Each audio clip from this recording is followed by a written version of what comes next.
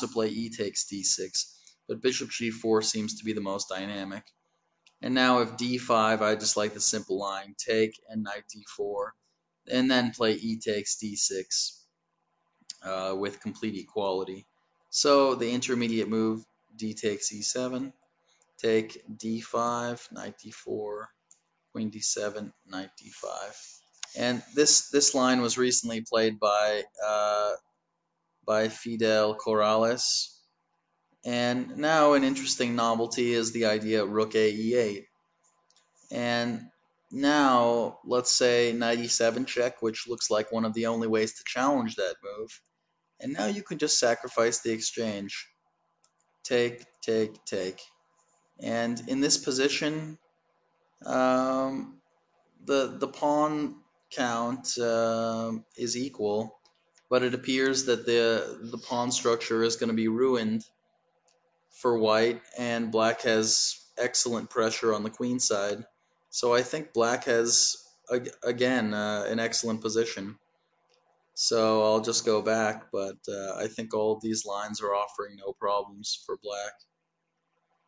And so rook e1 is the last move that I've really seen here, and it's played by Fressinet regularly. But d6, again, the same plan, take, take, bishop g5. And now there's an interesting novelty, which I'm a little bit surprised it hasn't been played before, but it's queen b6.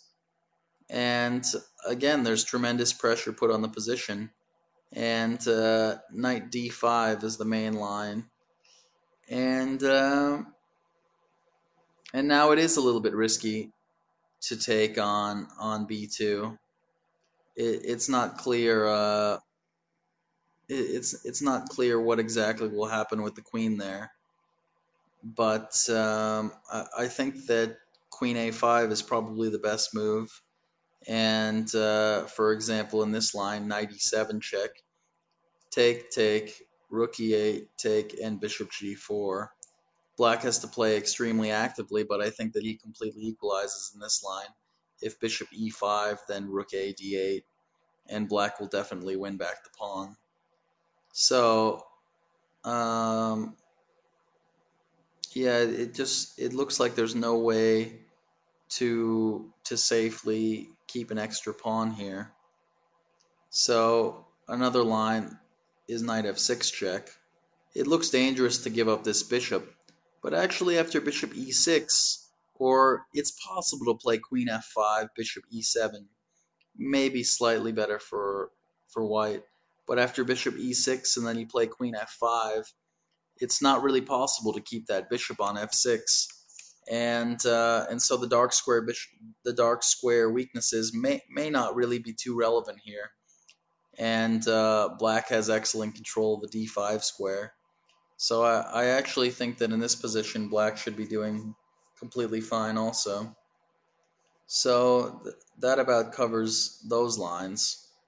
But if I go back to bishop takes c6, which is another one of the main lines, the other main line basically, bishop takes c6, and now d takes c6. And now if you play h3, now you don't even need to waste any time with playing bishop g7. You can just play e5, and if knight takes e5, you have queen d4, hitting both of these, of course. So d3 and now f6. And there was a famous Kramnik game with knight h6, knight f7, and something like knight h6, knight f7, bishop e6, g5, and h5, which is a pretty interesting plan that exploits not wasting time on putting the bishop on g7. So there are many interesting ways to play this position. But after d3, I like playing bishop g4 directly. And knight bd2 is the main way to try to recapture with the knight. Bishop g7, take, take, and now knight f6. And bishop d2, knight d7, bishop c3. It's a somewhat new plan by Grandmaster Fedorchuk. And but I think that black is equalizing after take, queen a5, queen d2, and c4. Pretty direct play. And one sample line is castle, castle, queen a3, h4, knight f6, rook e1, and now just b5. And if you play queen h6 to try to go for mate with knight g5 and e5, you can play take, and then the only move e5, and black is able to stop the mating attack just in time with e5. So if I go back, let's see. If castle, it's actually a mistake to castle because of queen e2, knight d7, and now just e5. And the threat of e6 is actually fairly annoying, and playing e6 would weaken the dark squares quite a bit for black. So white would have some edge, but after castle you have to play knight d7.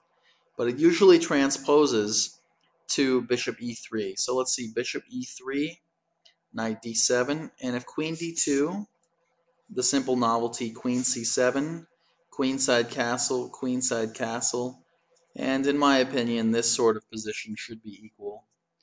But I'll go to the main line I'm considering here, castle, castle, c3, going for d4 quickly, and now e5. And I think that a3, b4 is actually not such a challenging line here, and I think a4, a5 is more interesting. So a4, let's just see the pretty natural moves, queen e7, a5, rook fe8, and now knight d2, which in some cases allows for knight b3, in some cases knight c4, some cases f2, f4. And now it's not necessary, but one interesting plan is to play b5. And now if you take en passant, you just take with the pawn, and black is very solid here. And it's actually a big mistake to play f4, take, rook a d8, and there's pressure on the d3 pawn. And it would actually be a somewhat of a positional blunder to play bishop c7 because of knight e5, take. And after rook takes d8, you win the d3 pawn with an extremely strong knight on d3 after c5, c4. So if I go back, knight b3, and now it's just something like rook a d8, a6, and bishop f8, and black seems to be doing quite well. And that appears to be the end of my bishop